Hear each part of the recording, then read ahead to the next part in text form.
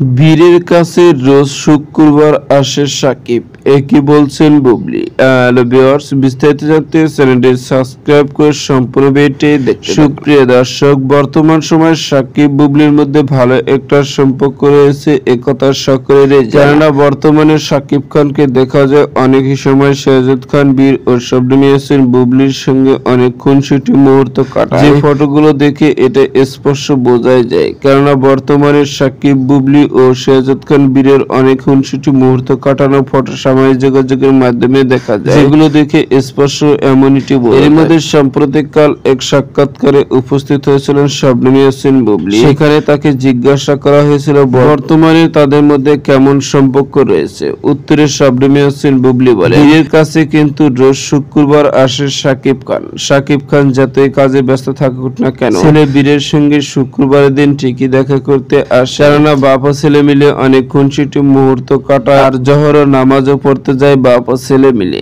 এমনটি মন্তব্য শবনম ইয়াসমিন বুবলির। তো সুপ্রিয় দর্শক, ভিডিওটি আপনার কাছে ভালো লাগলে একটা লাইক দিন। নিত্য নতুন ভিডিও আপডেট পেতে চ্যানেলটি সাবস্ক্রাইব করুন। অসংখ্য ধন্যবাদ পুরো ভিডিও করার জন্য।